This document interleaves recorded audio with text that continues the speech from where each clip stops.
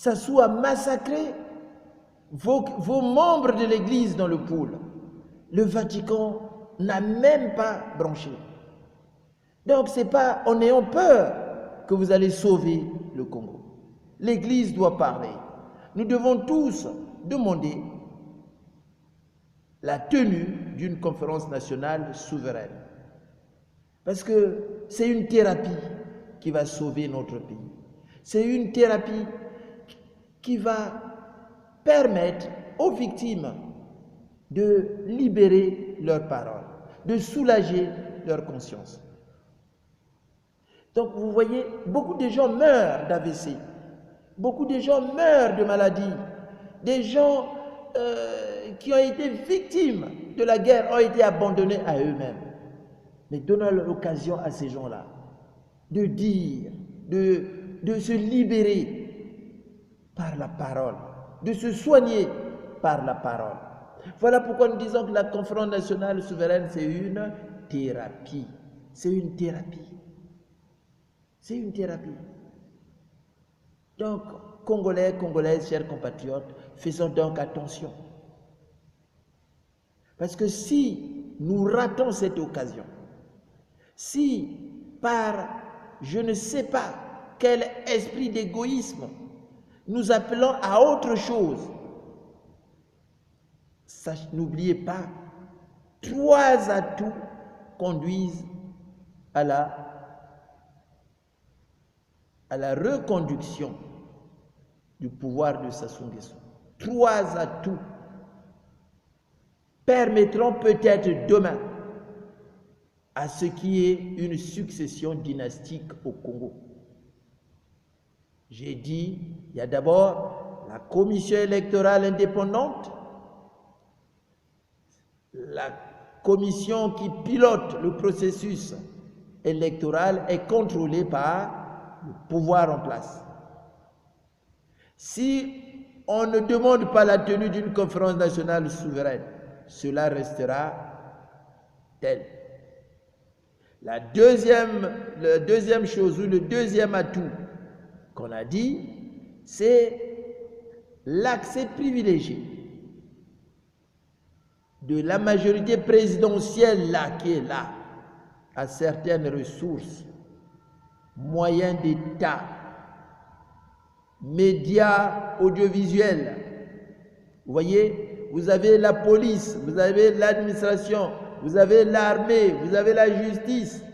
Tout est contrôlé par Sassou Nguesso. Voilà. Le troisième atout est le contrôle du recensement préélectoral. Attention,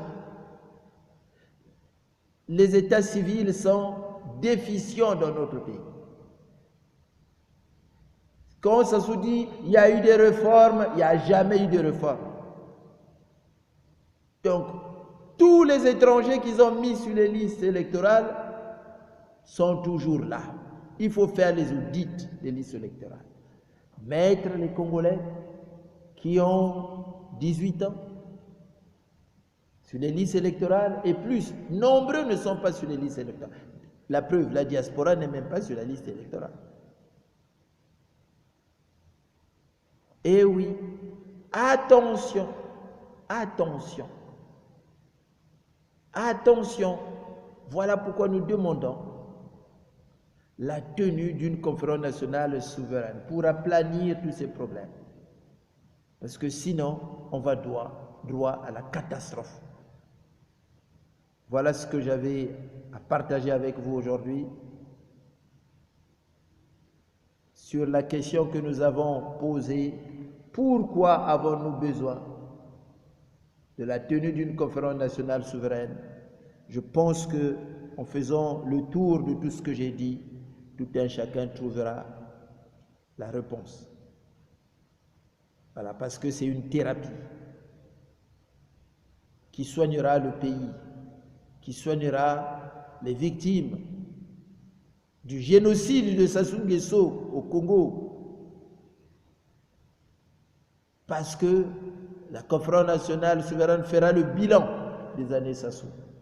Parce que la conférence nationale souveraine mettra en place à partir du constat qui va se dégager.